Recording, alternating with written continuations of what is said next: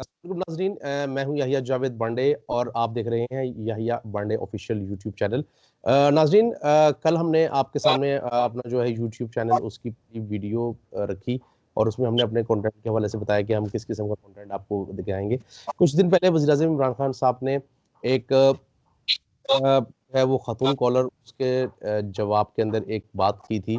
Basically वो क्या कहते हैं, कुछ इस तरह की बात थी कि उसके ऊपर जो है वो सोशल मीडिया के ऊपर और हमारा जो मेन स्ट्रीम मीडिया है उसके ऊपर एक शोर शराबा उठ गया।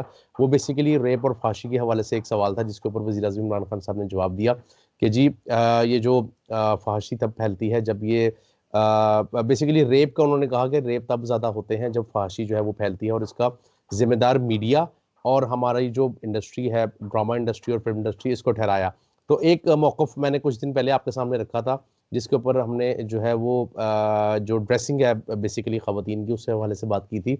अब जो बेसिकली इस नशिस्त है इसमें मैं बात करने का जो मेरा मकसद है उसके अंदर ये है कि जो वज़ीर आज़म इमरान खान साहब ने ड्रामा इंडस्ट्री और हमारी जो फ़िल्म इंडस्ट्री को हिट किया था कि हम बाहर से जो है वो बेसिकली उन्होंने इंडिया की तरफ इशारा किया था कि भारत से जो है वो हम कंटेंट लेते हैं और उसके बाद जो है वो जो कुछ भी दिखाया जाता है और वही जो है वो परसेप्शन उसके बाद वो कंज्यूम की जाती है और उसके बाद ये माशरे के अंदर ये सारी चीज़ें होती हैं।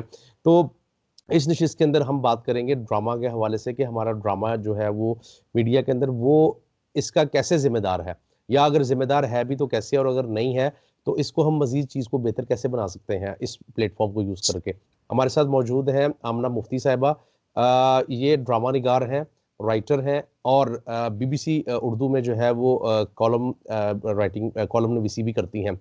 आमना साहिबा, मैं अपने शो में आपको यूट्यूब चैनल के ऊपर आपको वेलकम करता हूँ। सबसे पहले मेरा आपसे सवाल ये है कि एक तो कुछ दिनों पहले आपने, जब मेरी आपसे फ़ोन पे बात हुई कि वज़ीर आज़म इमरान खान साहब से आप लोगों की मुलाकात भी हुई थी। थोड़ा-सा उसका अहवाल बताइएगा, फिर हम अपनी गुफ्तगू को आगे बढ़ाते हैं। जी, बहुत शुक्रिया। ये ऐसे था कि लास्ट ईयर जब पीटीवी की मेरा ख्याल है प्रोडक्शन स्टार्ट करने का इन लोगों ने इरादा किया है, तो इन्होंने कुछ राइटर्स को ज़ूम पे एक मीटिंग पे बुलाया था। तो उसमें मैं भी शामिल थी। उसमें उन्होंने ओवरऑल जो हमारे मुआशरे की सूरत-ए-हाल है, उस पे बात की और उसमें कुछ उन्होंने तलाक के बढ़ते हुए रुझान की निशानदेही की और उस पे उनको एक कंसर्न ये था कि चूँकि हम टेलीविज़न ड्रामा राइटर्स गैर ज़िम्मेदारी से लिखते हैं, जो मैं समझ पाई, तो इस वजह से ये ट्रेंड बढ़ रहा है। तो ये बात बहरहाल उस वक़्त उलझ गई थी, कुछ बहस में चली गई थी, तो ये उस पे वो अपना क्लियर पॉइंट ऑफ व्यू नहीं दे पाए थे। लेकिन जो कुछ हम समझ सके थे वो यही था कि उनके ख़्याल में जो पाकिस्तानी मुआशरे में तलाक का एक रुझान बढ़ रहा है, मुझे नहीं पता कि इसके पीछे कोई रीडिंग्स थी, कोई उनके पास आदाद-ओ-शुमार थे या सिर्फ़ एक सब्जेक्टिव ओपिनियन थी उनकी, लेकिन बहरहाल उनका कहना ये था।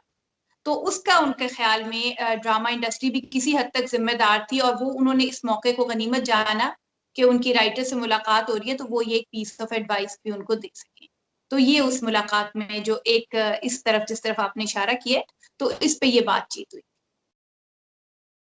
अच्छा, वज़ीर आज़म इमरान खान साहब ने कुछ अरसा कबल पाकिस्तान के अंदर, वैसे तो टर्किश जो इंडस्ट्री है वो पाकिस्तान में 2011 से जो है वो इन हो चुकी हुई है। उसमें टर्किश ड्रामा बहुत सारे, एक ड्रामा था द मैग्निफिसेंट सुलेमान के नाम से, मेरा सुल्तान, जो एक प्राइवेट चैनल ने जो है वो ऑन एयर किया था। और उस लेकिन हमने देखा कि वज़ीर आज़म इमरान खान साहब जब इस ड्रामे का ज़िक्र करते हैं और वो कहते हैं कि हम अपनी जो हिस्ट्री है मुसलमानों की वो उसको बताना चाहिए, और उसके बाद हमने देखा जैसे ही वज़ीर-ए-आज़म इमरान खान साहब ने वो नाम लिया तो कुछ लोग तो उसको पहले ही देख चुके हुए थे, जो ऑनलाइन प्लेटफ़ॉर्म्स हैं इंटरनेट के उसके ऊपर। लेकिन जैसे ही वज़ीर-ए-आज़म इमरान खान साहब के मुँह से वो नाम निकला, रेज़रेक्शन एट तुरुल, जिसको हम जो है वो नाम देते हैं कि क्या कहते हैं उसको, रेज़रेक्शन अर्तुरुल, जो उर्दू में नाम था।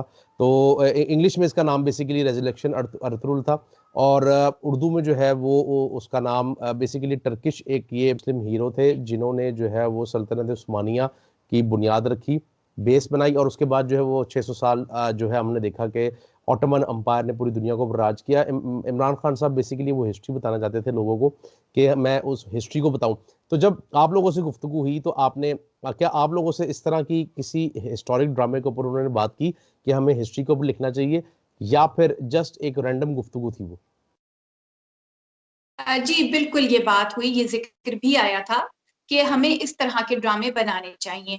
अच्छा, मेरा अनलकीली या लकीली मेरा माइक बंद था, तो खुला भी होता तो खैर मैं समझती हूँ कि इतना कोई ख़ास फ़ायदा नहीं था, क्योंकि ऐसा नहीं होता कि जो बिग ऑफ़िसेज़ में लोग बैठे हैं, उनको बहुत सारी बातें नहीं पता। तो बहुत सारी बातें पता होती हैं, सभी कुछ तकरीबन इल्म होता है, बस वो सिलेक्टिव चीज़ों पे जब बात करते हैं, तो उसके पीछे कुछ रीज़न्स होती हैं। तो उन्हीं रीज़न्स पे बात कर रहे होते हैं, तो हमने सुना उनका यही मकसद था, वो कोई पीटीवी के 2-1 ड्रामे वो इस तरह के बनाना चाह रहे थे कि जिसमें हमारी हिस्ट्री हो। अच्छा, ये कोई नई चीज़ नहीं है याहिया, क्योंकि पीटीवी की जब भी प्रोडक्शंस अपनी हुआ करती थी, तो अगर आप उसका प्रोपोर्शन देखें, उसमें 1 साल या 2 साल के अंदर एक आध इस तरह का तारीखी ड्रामा ज़रूर बनाया जाता था, पीटीवी में ज़रूर बनाया जाता है। अच्छा, और उसके बनाने की वजूहात ये थी कि वो जो होते हैं हिस्टोरिकल प्लेस होते हैं या जिनको हम पीरियड प्लेस कहते हैं, ये हमेशा बजट इनमें बड़ा होता है, क्योंकि कॉस्ट्यूम प्लेस होते हैं ये। तो इनमें बजट बड़ा होता है, तो इतना बड़ा बजट जो है वो कोई बड़ा इदारा ही दे सकता है, लाइक पीटीवी। अभी हमारी इंडस्ट्री चूँकि उस जगह नहीं पहुँची ना, तो प्राइवेट प्रोड्यूसर इस तरह की चीज़ नहीं बना पाता।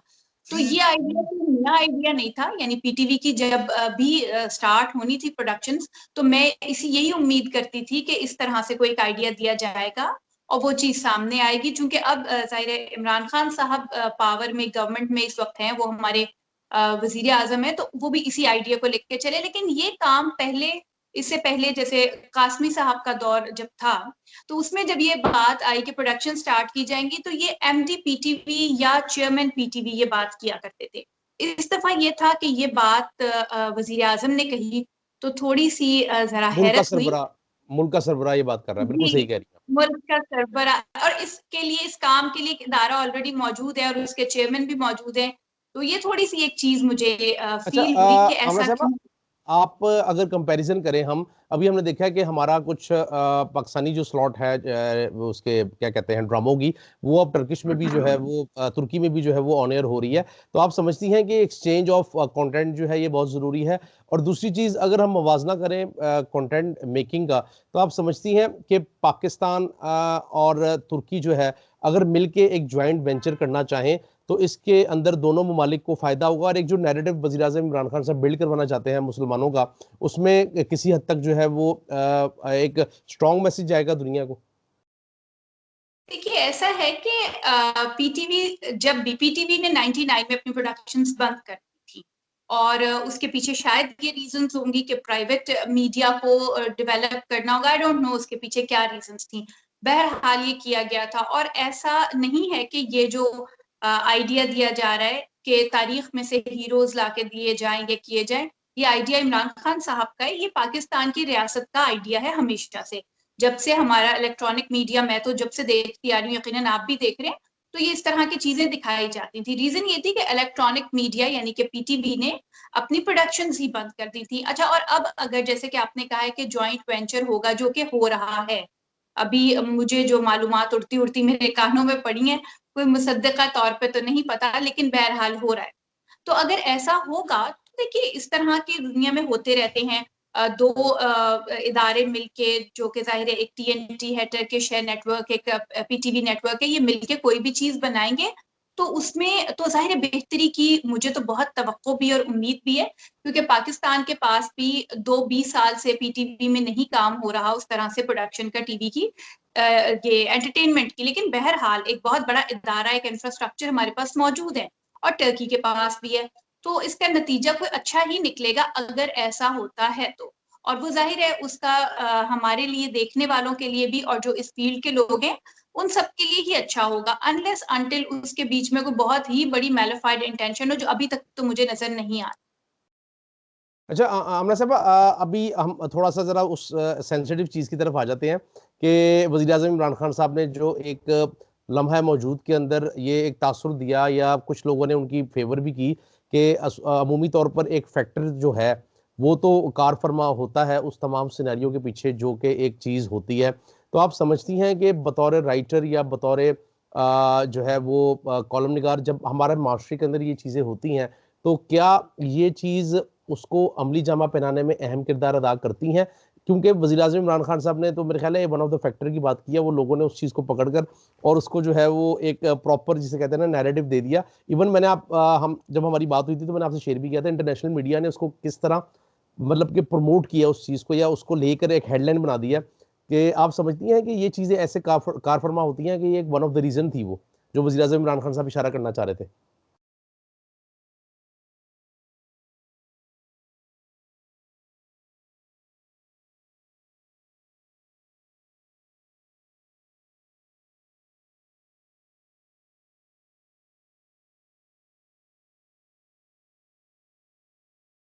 जी, आमना साहब आवाज़ आ रही है आपको? जी, जी। मेरी आवाज़ आ रही है जी, आपको? जी, जी, आपकी प्लीज़ कंटिन्यू कीजिएगा। जी, जी, आपके जी। सवाल का मैं आखिरी हिस्सा नहीं सुन पाई मैं आपके अच्छा, सवाल मैं का। बेसिकली ये पूछना चाह रहा था कि क्या ऐसी चीज़ें कार फ़रमा होती हैं कि वो एक ही फैक्टर है या हकीकतन ऐसा ही है जैसा वज़ीर-ए-आज़म इमरान खान साहब कह रहे थे? देखिए बात ये आ जाती है कि खान साहब एक उनकी नेक नियति पे तो मैं शक नहीं करूँगी कि वो कोई बदनीयत शख्स हैं और वो तो एक ज़ाहिर है बड़ी एक मेरे पार्ट पे भी एक अच्छी बात नहीं होगी। लेकिन एक बात है कि जब आप एक ऑफ़िस में बैठे होते हैं, एक मकाम पे बैठे होते हैं, तो आप एक सब्जेक्टिव ओपिनियन नहीं दे सकते, बहुत मोहतात रहना पड़ता है। क्योंकि आप बहुत सारे लोगों के लिए एक फ़ादरली फ़िगर होते हैं। एक मुआशरे का जो एक मुल्क का सरबराह है, तो उसकी हैसियत एक बाप की सी होती है। तो वहाँ पे आपकी जो ज़ाती राय है या जो अल्फ़ाज़ आप फ्रेज़िंग करते हैं, जो अल्फ़ाज़ आप चूज़ करते हैं, मैं समझती हूँ कि उनको बहुत मोहतात तरीक़े से अदा करने की ज़रूरत है। जब आप एक ट्रेनिंग के बाद लोगों ने मुंतख़िब किया है और आप इस जगह पे आए हैं, तो वहाँ पे ये एक्सक्यूज़ नहीं हो सकती कि मेरे मुँह से ये बात फिसल गई। आप जो बात कहते हैं, वो बात आपकी ऐसी नहीं होनी चाहिए कि लोगों के दिल दुखें। अच्छा, ये तो मेरी उनके बारे में राय है कि वो अल्फ़ाज़ का इंतख़ाब सोच-समझ के नहीं कर पाते, प्रॉपर फ्रेज़िंग नहीं कर पाते और नियत उनकी चाहे जो भी हो, लेकिन जब भी वो अल्फ़ाज़ इस तरह के मामलात पे मैं सुनती हूँ, तो ख़ासी तकलीफ़देह हद तक स्टीरियोटिपिकल ओपिनियन दे जाते हैं, जो बहुत अच्छी नहीं लगती और जो उन्होंने नज़रिया पेश किया पिछले 22 साल, उसके साथ वो किसी भी तरह मैच नहीं कर रहा होता। बड़ा स्टीरियोटिपिकल उनके रिस्पॉन्सेज़ होते हैं। अच्छा, जहाँ तक बात ये है कि मैं ज़ाती तौर पे क्या समझती हूँ कि जो उन्होंने बात कही कि ये एक फैक्टर है। देखिए, फैक्टर्स के ऊपर अगर हम आएँ, ये एक बहुत हसास मौज़ू है और इसको हम सिर्फ़ मुआशरे की फ़हाशी के साथ या औरत की बेपर्दगी के साथ नहीं जोड़ सकते। 52% हैं ख़वातीन पाकिस्तान में। हमारे यहाँ मिडल क्लास डेवलप हो रही है। तो अगर हम इस डेवलपिंग मिडल क्लास के साथ ये बात लगा देते हैं कि जब अगर आप बाहर निकलेंगी और आपने एक मखसूस तरह का अपना हुलिया नहीं बनाया हुआ होगा, तो रेप होगा। तो इससे तो आप थ्रेट कर रहे हैं ना, मिडल क्लास को डेवलप ही नहीं होने दे रहे और आपको पता है कि मुल्क की तरक्की उसी वक़्त होती है, जो कि इस वक़्त के हालात है कि जिनमें मिडल क्लास डेवलप होगी। तो ये थ्रेट जो है ना ये कि हाई क्लास की खवातीन के लिए वो बहुत सेफ होती हैं और ना ये उन खवातीन के लिए है जो बाहर काम करने के लिए नहीं आती। ये तो ओपन थ्रेट है उन लोगों के लिए जो बाहर काम करने आते हैं। देखिए, वो बहुत सारी चीज़ों में मजबूर होते हैं, वो उस तरह का जो एक मखसूस जिसको पर्दा हम कहते हैं, वो समटाइम्स नहीं भी कर सकती ड्यू टू मैनी फैक्टर्स। तो इस तरह की बात एक तो वैसे ही ये मुनासिब नहीं है, दूसरी बात ये कि मैं नहीं समझती कि रेप का ये फैक्टर है। रेप एक तशद्दुद की एक सोच है, एक मुजरिमाना सोच है और जिस तरह से चोरी होती है, तो अब हम कहें जी अच्छे कपड़े ना पहने आप, ज्वेलरी ना पहने आप अपने घर अच्छे ना बनाएँ, अपनी अच्छी गाड़ी ना लें क्योंकि रॉबरी हो सकती है क्योंकि आपके पास अच्छी गाड़ी होगी, तो आप विक्टिम बनेंगे। तो ये तो मैं समझती हूँ कि जुर्म को ख़त्म करना चाहिए, बजाए इस तरह के लेम एक्सक्यूज़ेज़ और इस तरह की बातें, ये एक ज़हन है। अब देखिए, गालियाँ जब लोग देते हैं, किसी चीज़ से ठोकर खाएँगे, उस चीज़ को गाली देंगे और उसकी माँ और बहन को गाली देंगे और वो इनफैक्ट रेप के अज़म का इज़हार कर रहे होते हैं। तो क्या वहाँ पे कोई बेपर्दा खातून मौजूद होती है? ऐसा नहीं है। ये बिल्कुल एक वज़ाहत के साथ हमें ये बात समझनी चाहिए कि रेप एक जुर्म है, तरग़ीब नहीं है। ये बिल्कुल भी तरग़ीब नहीं है, ये एक जुर्म है, ये अपनी ताकत का इज़हार है, ये इसी तरह है जैसे हम कहते हैं हम तुम्हारे मुँह पे थप्पड़ मारेंगे। तो उसके लिए सिर्फ़ और सिर्फ़ एक अंदर मुजरिम की कैफ़ियत होनी ज़रूरी है। तो मैं बिल्कुल इसमें क्लियर हूँ कि इसमें किसी औरत के पर्दे का, बेपर्दा होने का या इवन औरत की मौजूदगी की अभी कोई जो है वो ज़रूरत है। जिस शख़्स ने ऐसे अज़ाइम का इज़हार करना है, आप देखिए पलंग के पास से ठोकर लगती है, वो तो उसको भी गाली देके गुजर जाएंगे। तो उसमें मैं बिल्कुल क्लियर हूँ इस चीज के बारे में कि ये ऐसा एक जहनी मर्ज है और एक जुर्म है, मर्ज भी नहीं है, ये एक मुजरिमाना सोच है ये और मुजरिमाना। इस सोच को आपसे आखिरी सवाल ये है, प्रोग्राम का बिल्कुल आखिरी हिस्सा है, कि पैमरा हमने देखा कि वो नोटिस पे नोटिस जारी करता है, लेकिन अनफॉर्चुनेटली कोई जिसे कहते हैं ना, कोई क्रिएटिव या प्रोडक्टिव काम नहीं वो करता। आपका ड्रामा है दिल ना उम्मीद तो नहीं, एक निजी चैनल के ऊपर चल रहा है, उसके ऊपर भी जो है वो एक नोटिस सर्व किया गया। तो थोड़ा सा उसके बारे में बताइएगा कि क्या वजूहात बनी है। बज़ाहिर देखने में जो है उसके अंदर ऐसी कोई चीज़ नज़र नहीं आती जो कि हमारा मीडिया ओवरऑल जो है उस पर वो चीज़ें ना आ रही हों। तो आप क्या कहेंगे इसके बारे में? जी ऐसा है कि मैं ये समझती हूँ कि पैमरा चूंकि जाहिर है एक रेगुलेटरी अथॉरिटी, जब जिस वक्त पे जब हमारा ये निजी ड्रामा इंडस्ट्री बनाई गई, तो उसके साथ चूंकि एसओपीज होते हैं, एक रेगुलेटरी अथॉरिटी यहाँ पे ख्याल था कि होनी चाहिए, तो उसको बना दिया गया। तो वो बगैर दांतों का एक शेर है, तो उसका काम यही है कि अगर उसको आवाम से कोई शिकायत मौसूल होती हैं, तो वो कोई ऐसे नोटिस वगैरह भेज देता है। तो उसके इख्तियारात कुछ खास है नहीं और कुछ भी नहीं है उनके इख्तियार में, वो सिर्फ एक नोटिस है जो वो अक्सर सर्व कर देते हैं। अच्छा, मेरे ड्रामे के ऊपर नोटिस पे मुझे इसलिए बहुत हंसी आती है कि मेरा ख्याल है कि अगर पूरे पाकिस्तानी मुआशरे में किसी शख्स को ये कहा जाए कि ये गैर जिम्मेदाराना या फहश गुफ्तगू कर रहा है, तो आई थिंक कि मैं वो आखिरी फर्द होंगी। तो मुझे अपने ड्रामे पे हर तरह की उम्मीद थी कि हर तरह की पाबंदी लग सकती है, लेकिन मुझे कभी भी ये उम्मीद नहीं थी कि ये कहा जाएगा कि मैंने गैर जिम्मेदाराना अंदाज में उसको यानी दिखाया है। यानी कि आप कहना चाहती हैं कि आपका दिल ना उम्मीद था इस हवाले से।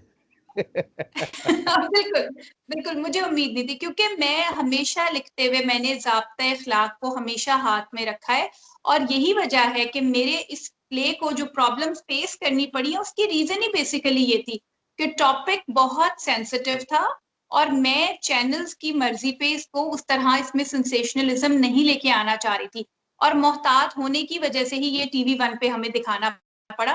क्योंकि दूसरे चैनल्स चाहते थे कि थोड़ा-सा जब इस तरह का टॉपिक है तो उसको ग्लैमराइज़ किया जाए या खुल के बात की जाए। तो मुझे हँसी इस बात पे आई कि 2 बड़े चैनल्स पे से सिर्फ़ इस वज़ह से ये प्ले हटा। हालाँकि उनको बाकी चीज़ों पे कोई एतराज़ नहीं था कि ज़रा खुल के लिखें आप, मज़ीद खुल के लिखें, आप तो बहुत मोहतात होके लिख रही हैं। तो मैंने कहा कि जिस चीज़ से मैं बच रही थी, मोहतात थी, तो वो उसके बावजूद और मुझे बिल्कुल समझ नहीं आई कि वो कौन गूंज़ थे, वो कौन लोग थे जिन्होंने पैमरा से शिकायत की, क्योंकि जब ये नोटिस सर्व हुआ है, तो मैंने तो इस पे कोई रिएक्शन शो नहीं किया, लेकिन पूरी दुनिया से ब्लॉगर्स ने, देखने वालों ने और नाज़रीन ने इस तरह का रिएक्शन शो किया कि उस पे ना तो कोई चेंज लाने की लिए कहा गया और ना ही वो आगे बंद हुआ, वो अभी चल रहा है। तो मुझे नहीं पता कि ये इन्होंने क्यों किया था ऐसे और क्या चीज़ थी, किसको अपना चेहरा आईने में नज़र आ गया था और कौन शख्स खौफज़दा हुआ था। लेकिन बहरहाल ये है कि इसमें मेरे दानिस्त में कुछ ऐसा था नहीं और सब देखने वाले भी समझते हैं कि इसमें कुछ ऐसे गैर मुहतात अंदाज में इस टॉपिक को नहीं बरता गया था। तो बस पैमरा की मर्ज़ी है, वो जो आखिर में हम एक पंजाब में एक मुहावरा है ना, बादशाह लोग हैं। तो पैमरा वाले बादशाह लोग हैं, उनकी मर्ज़ी। वैसे आमना साहबा, ये बड़े आपने बिल्कुल सही कहा है कि बड़े अफसोस की बात ये है कि अभी एक निजी चैनल के ऊपर एक ड्रामा चला है, वो सबको पता है, आपने हम सब ने देखा, इवन के फैमिलीज ने तो उसकी जो आखिरी एपिसोड थी वो सिनेमा घरों में भी जाकर देखी, और उसके अंदर जिस किस्म की चीज़ों को एक्सप्लॉइट किया गया, जो चीज़ें बताई गई, और एक वो जो डायलॉग जो है वो भी बड़ा मशहूर हुआ था, उसको कैसे ग्लेमराइज किया गया। तो मेरा ख्याल ये है कि इस तरह की चीज़ें जो हैं वो अगर हमने दिखानी भी हैं और अगर वो चीज़ें अक्कासी करती भी हैं, तो वो कहीं ना कहीं हमारे क्या कहते हैं, माशरे के अंदर वो कहीं न कहीं हो रही होती हैं।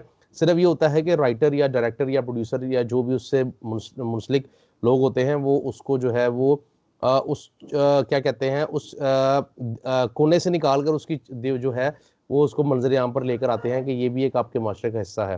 तो बदकिस्मती से ये चीज़ें होती हैं, लेकिन उम्मीद ये करते हैं, उम्मीद हमेशा अच्छे की करनी चाहिए कि आगे चलकर जो है वो चीज़ें बेहतर हों और पाकिस्तान जैसे कि जो है वो एक ज़माने में एक मियारी कंटेंट प्रोड्यूस करते थे, हमारा जो इंडस्ट्री जो है इसकी ड्रामा की वो करे, क्योंकि शायद आपके लिए भी शायद ये हैरानगी की बात होगी कि मेरा खुद ताल्लुक जो है वो एक ऐसे घराने से है। मेरे जो नाना मरहूम थे लुकमान साहब, वो शौकत हुसैन रिजवी साहब के शागिर्द थे और उन्होंने वहीं से जो है वो अपना तमाम जो है वो करियर स्टार्ट किया था मैडम नूर जहां के साथ, उसके बाद आगा तालिब साहब के साथ, और वो सारा सिलसिला फिर आगे तो वो उन्होंने करियर में अपने तकरीबन को 40 से 45 मूवीज़ बनाई थी। और उसके बाद जो है वो 92 के अंदर उनको 92-93 में गालबन उनको जो है वो लाइफ टाइम अचीवमेंट अवार्ड मिला था। तो इन चीज़ों को मैं बखूबी समझता हूँ और इन चीज़ों को मेरा मीडिया में आने का बेसिकली जो एक मेरी लेगेसी थी वो यही थी कि चलें वो एंटरटेनमेंट साइड थी, ये जो है ये करंट अफेयर्स की और न्यूज़ की साइड है। लेकिन दोनों चीज़ें टू सम एक्सटेंट जो हैं वो रिलेटेड हैं किसी भी जगह पर जाकर। तो नाज़रीन, आज की गुफ्तगू आपने सुनी आमना मुफ्ती साहिबा की, आखिर में आप जो पैगाम देना चाहती हैं हमारे लोगों के लिए वो भी प्लीज़ दीजिएगा, ताकि कम से कम ये है कि लोगों के ज़हन में जो एम्बिग्विटीज़ होती हैं वो क्लियर रहे। जी या मैं तो यही कहूँगी कि हमारे देखने वाले ही हमारी स्ट्रेंथ हैं। चाहे कोई भी फ़ील्ड हो, चाहे एंटरटेनमेंट हो या कोई और फ़ील्ड हो, तो हमारे देखने वाले और जिनके लिए हम लिख रहे हैं, वो भी यही लोग हैं, जिनके लिए आप बात कर रहे हैं, वो भी यही लोग हैं, तो हमें इनका फ़ीडबैक चाहिए होता है। अपना फ़ीडबैक दीजिए और किसी भी तरह के पीयर प्रेशर से घबराए बगैर जो आपके दिल की आवाज़ है, सिर्फ़ वो कहें। ये ना कहें कि लोग क्या कहेंगे, मैंने ये बात लिखी तो मेरा दोस्त ये कमेंट देखेगा तो वो क्या सोचेगा। जो आपके जी में जिस तरह से हम लोगों के ऊपर ये फ़र्ज़ आयद होता है कि हम खुल के लिखें, उस तरह आज के इस दौर में जब सोशल मीडिया यहाँ मौजूद है, तो आप सब लोगों के ऊपर भी अपना फ़ीडबैक, सच्चा फ़ीडबैक देने का फ़र्ज़ आयद होता है। तो मैं समझती हूँ कि अगर ये इस दौर में आप लोग भी कंज़्यूमर्स नहीं है, प्रोज़्यूमर्स हैं, आप लोग भी प्रोड्यूस कर रहे हैं। तो अगर आप लोग भी इस तरह हमारे साथ चलेंगे, तो आने वाले वक़्त में हमारा मीडिया बहुत अच्छा और बहुत बेहतर हो सकता है और बहुत सारी कमियाँ जो हम में मौजूद हैं, वो हम इस तरह दूर कर पाएँगे। लेकिन अगर आप लोग खामोश रहे, तो फिर वो लोग जो आपकी आवाज़ बनते हैं और जो कि आपकी आवाज़ नहीं है, वो एक बार फिर आपकी आवाज़ बन जाएँगे।